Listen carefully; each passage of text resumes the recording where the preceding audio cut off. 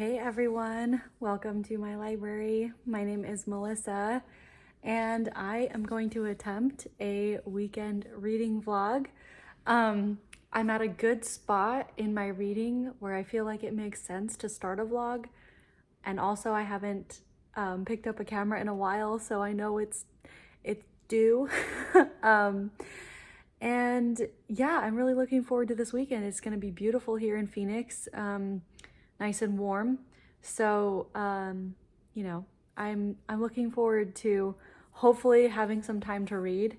It is, we're in the throes of busy season at my work. I work as a tax accountant, and so obviously March through April is crazy. But you have to find that balance with work and also life. So yeah, I'm excited to share with you guys what I'm planning to read. I just finished a book late last night at like 11 p.m. I enjoyed every minute of it. Actually, let me go get it really quick. I forgot to bring it over. So it's actually the book I mentioned in my last video. So it took me almost 2 months to read. But that is Penny Vincenzi's Something Dangerous. This is the second in the Litton family trilogy. The Spoils of Time trilogy, I actually think is what it's called. But basically this follows a family this is actually set in the backdrop of World War II. And the first one was set during World War I. So it's kind of generational. But this is a family who owns a publishing house, Litton Publishing, and it's all about the inner workings of the family and their romantic relationships, their business woes, their dealing with war, and anyways, it's all the drama. It is like a soap opera in a book, but it's so good. If you like Downton Abbey type vibes, that is definitely this book. But obviously they own a business, like they're not just part of the peerage. But anyways, I loved it. There's a specific character arc in this book that I thought was exquisite.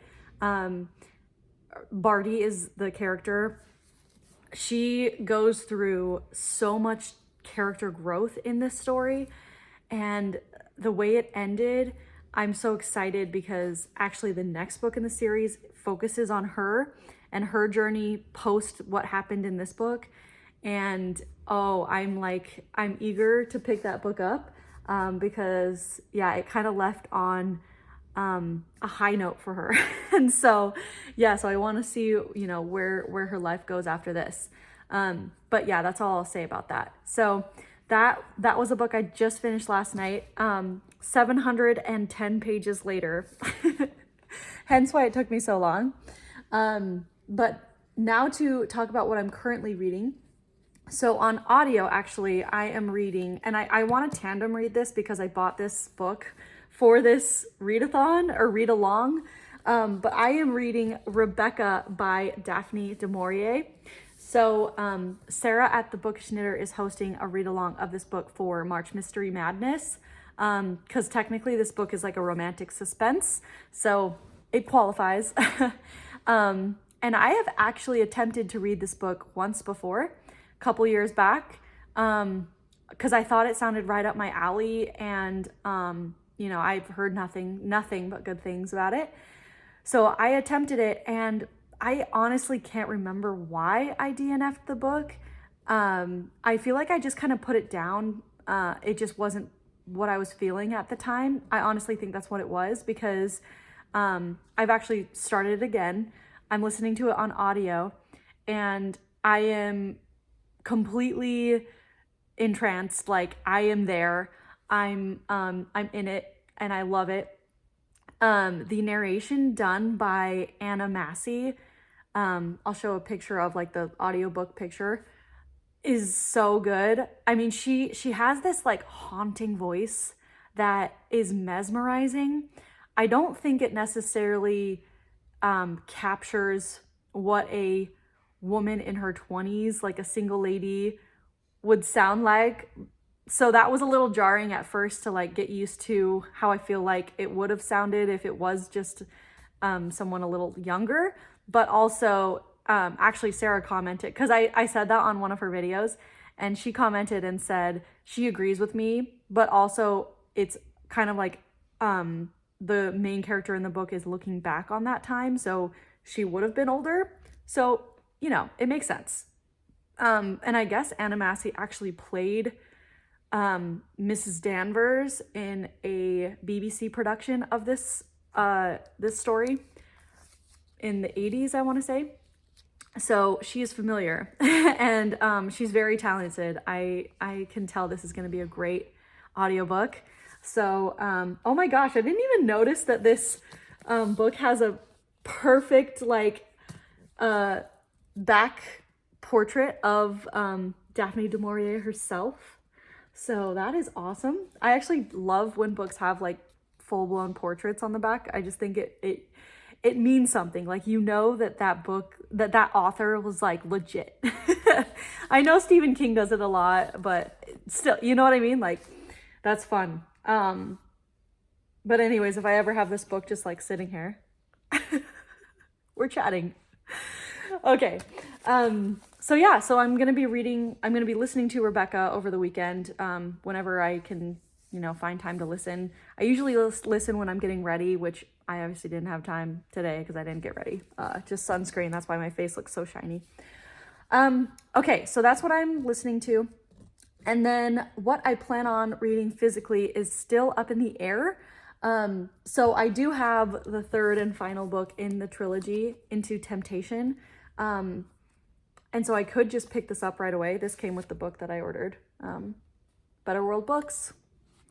You know. And this one is actually a way better copy than this copy. Like, all these bends in the spine was not me. Yeah, this copy was rough.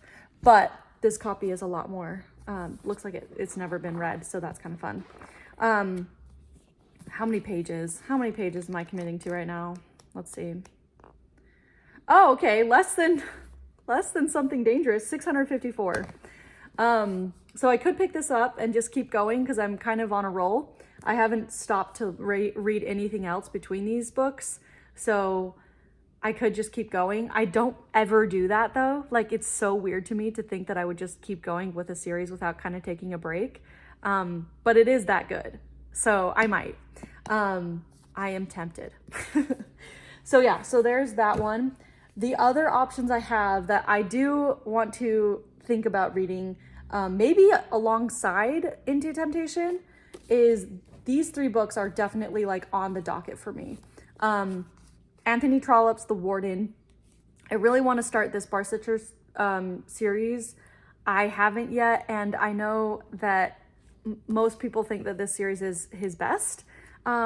So I really want to give it a go. I have all of these beautiful Oxford editions of this series, and so I feel the need to start it so that I can keep going, because I know the books just get longer and longer, and that appeals to me. So this one is definitely the shortest one, so it wouldn't take me that much time. But yeah, so this is the first book, and I definitely want to commit to it this year, but early this year. So so there's this one. In the vein of classics, I guess, I have this one, The Song of the Lark by Willa Cather. So I read the Oh Pioneers by her last year and loved it, and so I want to keep going with her.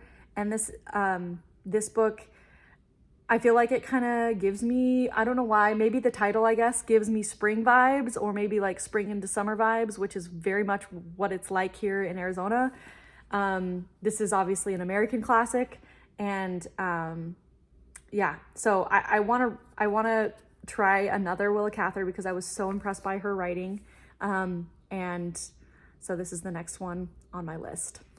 And then last but not least, I want to continue in my Bridgerton rereading. I've been rereading these books via like the physical paperbacks.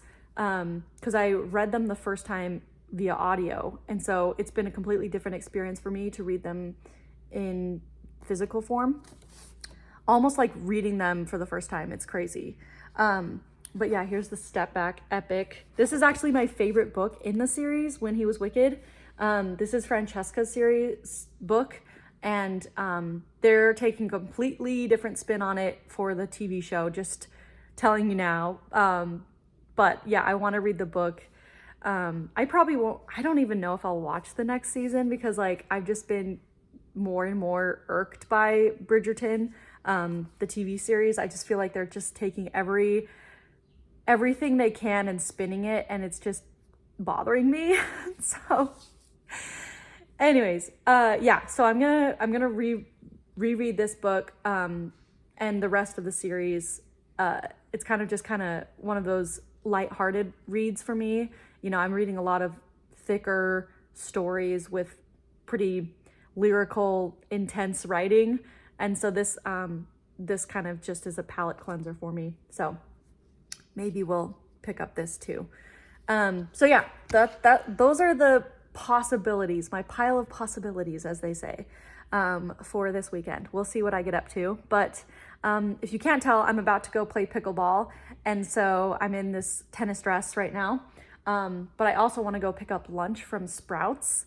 They have $4.99 sandwiches that are incredible. They're so good. I'll have to get maybe like a B-roll of the sandwich. I mean, it's a basic deli sandwich, but like for $5, you can't beat it. So actually that's my plan, is I'm gonna go get a sandwich for lunch and then come back and work some more. I have work to do.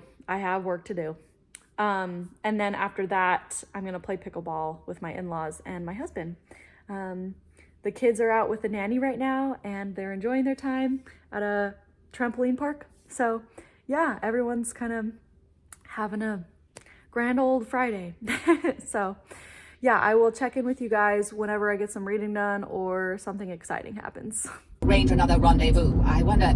She glanced at her watch. I suppose they could change the reservations. Anyway, it's worth trying. Go down to the office and see. Yes, I said, a dummy to her moves. Going into my bedroom and flinging off my dressing gown, fastening my inevitable flannel skirt, and straight. So I'm back from Sprouts. I'm on my way home, and I forgot to tell you guys about this dream I had last night that had to do with Rebecca, where basically I was like living the main character's life. Like, and I don't even know how it goes, but like it was me as a companion to this old lady who is a complete jerk, and being married off kind of to this older guy, and it was a nightmare. Actually, it was scary, and it had me thinking like, I hope I don't have more bad dreams about this book, because I don't usually read like haunting books. I know this is not a horror book by any means, but I'm also just a wimp, and everything scares me and everything affects me, where like if I watch a scary movie or like a somewhat scary movie, I have dreams about it. And so yeah, I'm a little nervous how this is gonna go, because I know it just gets worse and worse as the book progresses. I'm not even she hasn't even gotten to Manderley yet, so yeah. We'll see. I might have to watch the movie just to like emotionally prepare myself for the plot. Otherwise, like I could get really involved with it and like it affect me. But we'll see. We'll see what I end up doing. Anyways, I will update you guys when I have more to say about either Rebecca or, you know, whatever else is going on. Okay. I know you all are probably as nosy as me, where if someone goes to the grocery store, I want to know what you got, even if it's super boring. So, yeah, I'll show you guys what I get at Sprouts. I know Sprouts is not really a thing other than in, I would want to say like the Southwest. I know it's in Utah. I know it's in Texas. Not sure if it's in California. It's not in Washington. And for sure it's not outside of the US. But it's basically like, kind of like a cheaper version of Whole Foods.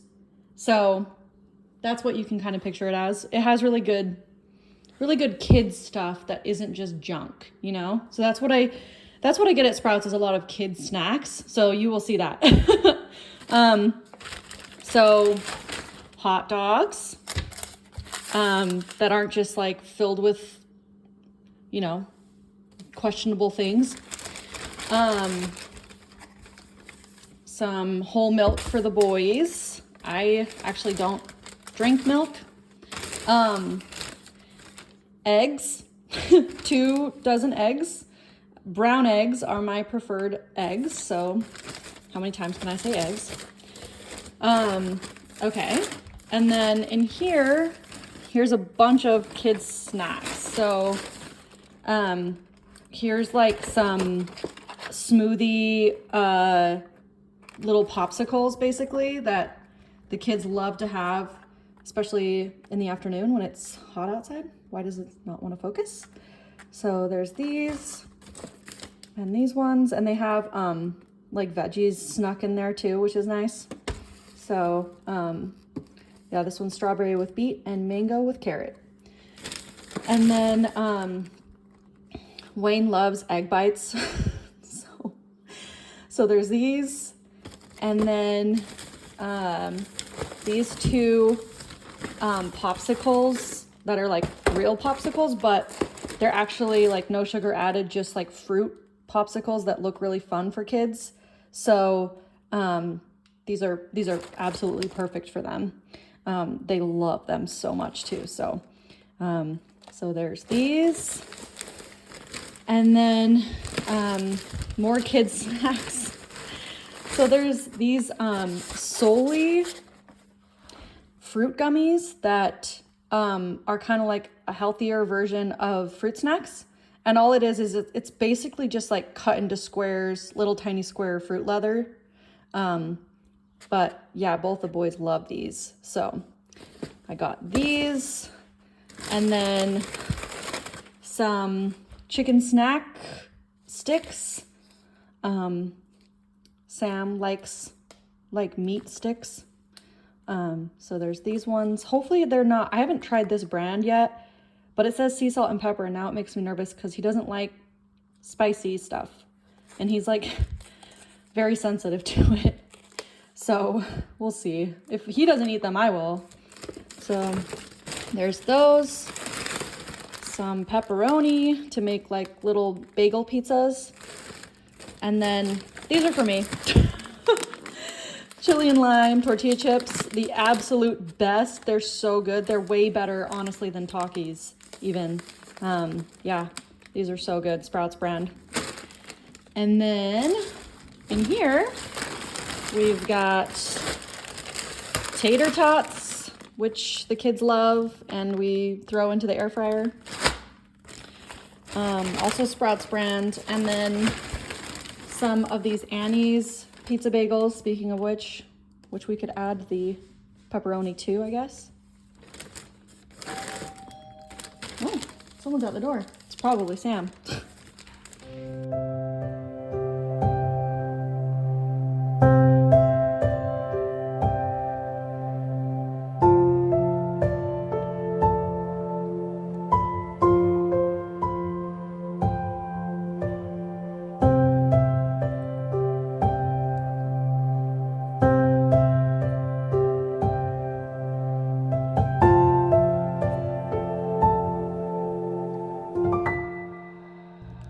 Snacks of choice tonight for reading. I've got the ever classic and ever delicious Cadbury mini eggs. I get these mini packs because then it limits me. And then Yogi's from Costco, so good. They're like a perfect kid snack too, but also for adults. And Definitely not healthy, but hey, it's got probiotics in it.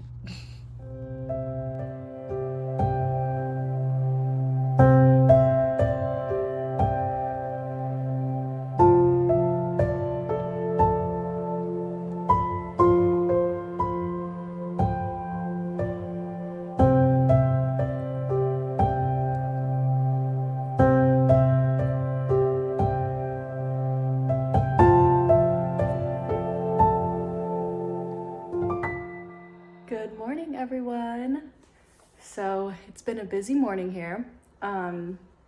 We fed the kids, fed ourselves, and then hopped in the truck to go get some donuts because I've been craving them, and I've been good about not having them for while we did 75 hard, but now that that's over, I wanted donuts, so that's what we did.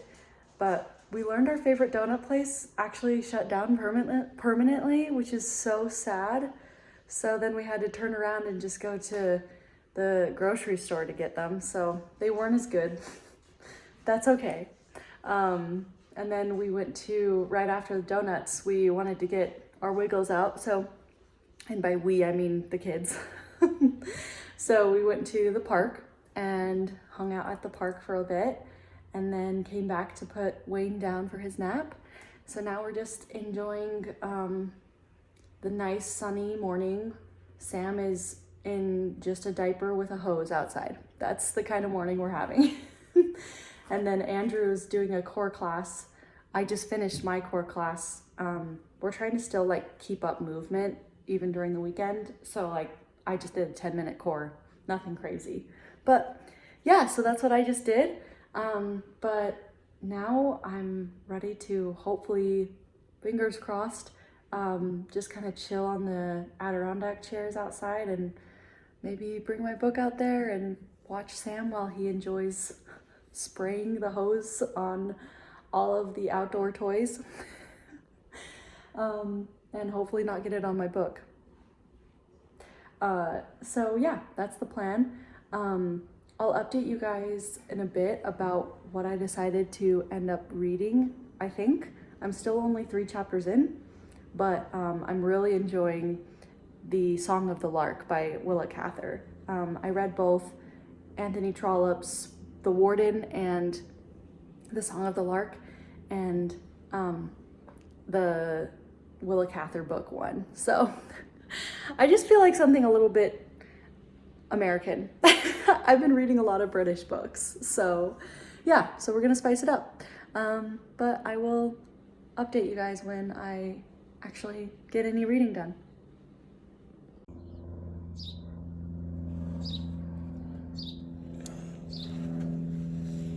So a friend of mine got me hooked on this app that recognizes birdsong and tells you what bird it is.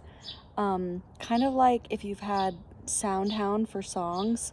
Yeah, you just start recording and then it'll almost immediately recognize the song or the call and then tell you what you're hearing. And then also you can add the bird if it's new. You can add it to your life list, which is actually like a classic birding term where you create a list of every bird you've seen or heard. And it's been so fun because I've, even just in our backyard, been noticing the bird song more, and it makes you like more attuned to nature and the world around you. And then it's like, what I was telling Andrew was that like it's like catching Pokemon in real life, where yeah, you're just like trying to listen for new bird calls to see if you can add some more to your life list. So like even when I was at the park this morning, I heard a new one, and so I started recording, and it was a bird to me. So I'll show you like a scroll maybe like a screen recording of it to show you, so you know what I'm talking about, so you can see what the app is. But it's called Merlin Bird ID, and it's run by Cornell, and it's just amazing. I love it. So highly recommend, especially for the spring with all the birds coming back from migration. Yeah, it's just 10 out of 10. It's been like the best thing, the best new discovery of mine. So Sam, do you want to say hi? Say hi. Say hi. Hi. I wanna see it. So, real life moment. I'm about to do this giant pile of laundry while I listen to Rebecca. My sister lovingly volunteered to take the kids out for a couple hours to Shields to just window shop and have a grand old time. So I am taking full advantage, and I'm gonna get this laundry done if it kills me. Wish me luck.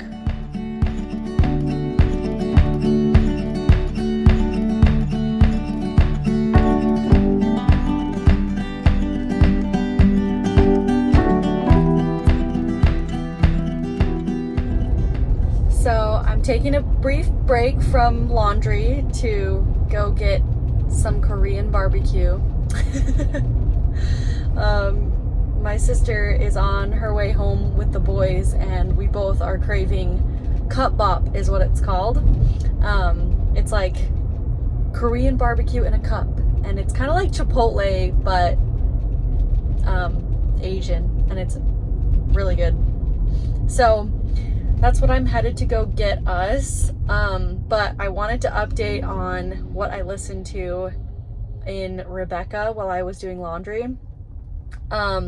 We have finally arrived at Manderley, and yeah, the chapter where she first meets Mrs. Danvers is so haunting and like eerie, and the sense of foreboding in this story is insane. Like, you know, this is not going well. This is not gonna go well for her in her naivety, and anyways, her wanting to prove that she's not lowborn, but she is, and it's going downhill quickly. And yeah, from what I know from who I've watched that has read this book, that's a really weird way of saying that I watch BookTube enough that there's a lot of people reading this book with Sarah's read along.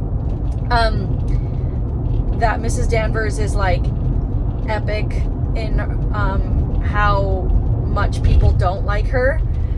She's quite a villain from what I hear. So we will see how all this goes. But yeah, I'm still really enjoying it. Still captivated by the audiobook. Honestly, I'm glad I picked the audiobook because I think it's enough different from when I first read it for me that it just honestly feels like I'm reading it for the first time. So yeah, very exciting.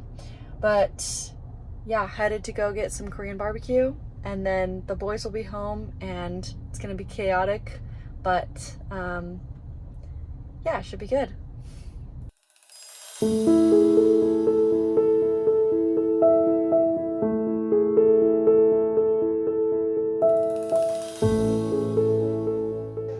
Morning. So I have my cup of coffee here, and Sam is playing, and Andrew and Wayne are on a run. So I am about to listen to some of my audiobook as I clean the kitchen and get ready for church. It's Sunday, so it's time to go to church. And yeah, I read a bit of Song of the Lark last night, in between watching some of the March Madness games, which was so fun. My alma mater is BYU, and they beat Wisconsin which they were the underdogs in that. So that was a very exciting game, and it came down to the wire. It was a nail biter. Anyways, so that's my plan. I'm gonna read more of Song of the Lark. I am in chapter 8 at this point. I am loving the writing. Willa Cather does not disappoint. And it's a very slow start, basically outlining this main character. Her name is Thea, her life, and it starts right from the beginning, like right when she was born, and her kind of unique personality, and she has grown up kind of like a protege of like musical talent that isn't found in their small town.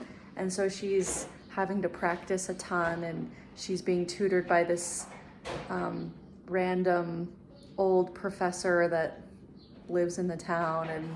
And anyways, it's so far like I'm trying to understand where the plot is gonna go, or maybe if it's just kind of like a life story of Thea, which as far as I understand is as close to Willa Cather's own personality as, like, she kind of wrote Thea after her. So that's been kind of fun to, like, you know, get a glimpse into her life, or her, you know, her mannerisms, I guess, and stuff. So yeah, it's interesting.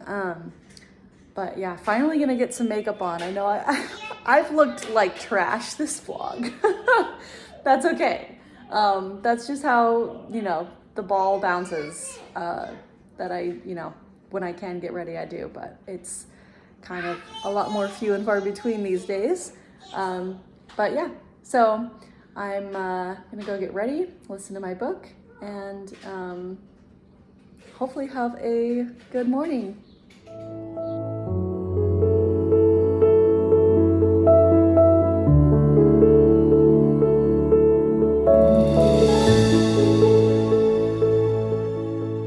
So I totally forgot that my loan for the audiobook was lapsed.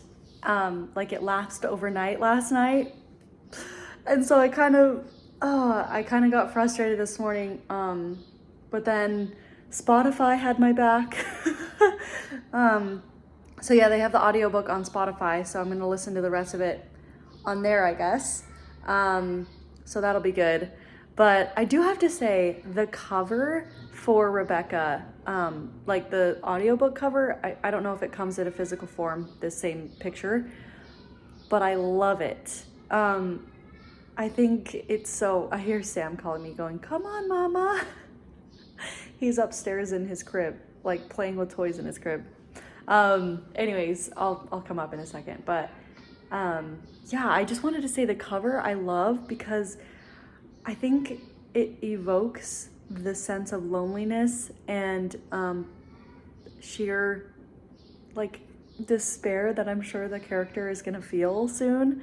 But it's also like, it's like this woman, it like crouched over in this black background. It almost looks like a flower if you look from far away. I don't know. There's just something about it that I think is like so beautiful. So had to say that, but Sam's still calling me, so I better go. Duty calls. Boys are down, so this is the vibe. Frozen grapes, Daphne du Maurier, water, sun. It's tan time and reading time. Hey guys, so it is the end of the night on Sunday night. And if you can't tell, I'm getting unready. Ironically enough, I didn't actually film anything with my makeup on during the day after I went to church. So here it is documented. Doesn't matter. But anyway, so I wanted to close out the vlog since I've actually been editing it up to this point and it's long enough.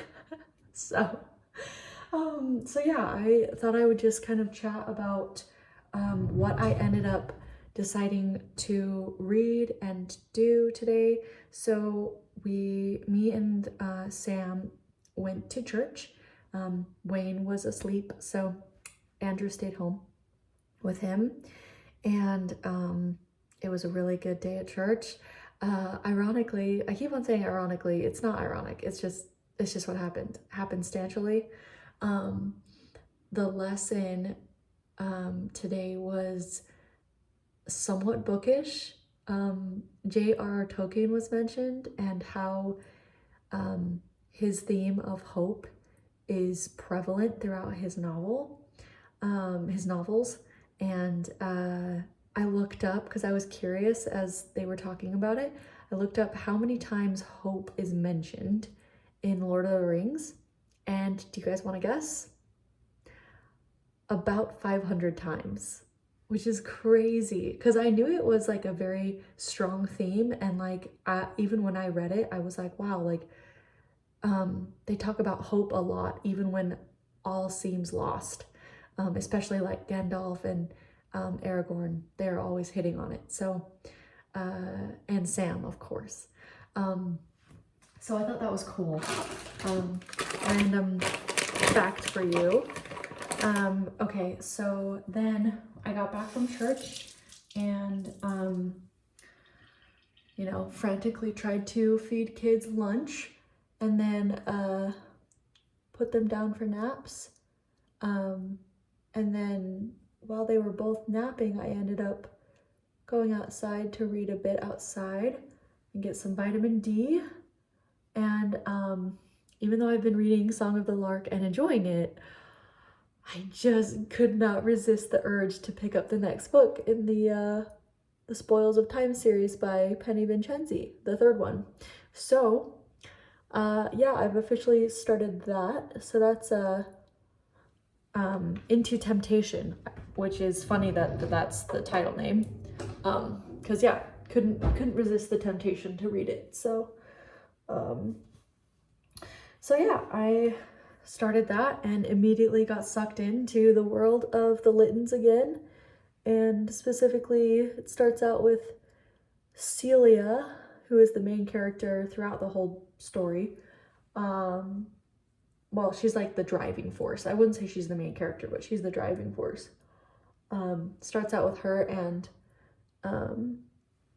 you know, what's going on with her.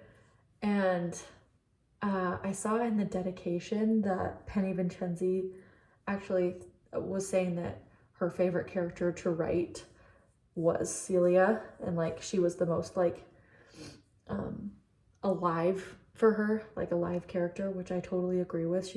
She is the moment. So yeah, so I'm excited to keep going with that story and see where all these characters' lives end up. This starts in the 1950s, so it's like a lot more in the future than when the first book started. The first book started right around World War I. So yeah, so we've skipped a lot, or not skipped, but we've gone through a lot of years. I can't remember. Yeah, the war actually was still going when the Second World War was still going when the second one ended. So we're kind of skipping in time a little bit, but to 1953, I think.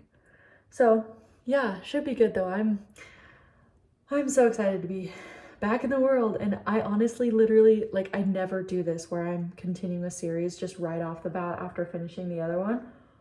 So that just goes to show like how committed I am and how much I love what's going on with these characters. So yeah, but other than that, I just gonna keep reading that tonight, probably some more of Song of the Lark. I'm probably just gonna read them both, and then yeah, that's really all I got. If you liked this video, please give it a thumbs up, and subscribe if you would like to see more from me. But yeah, I will see you guys in another video. Bye.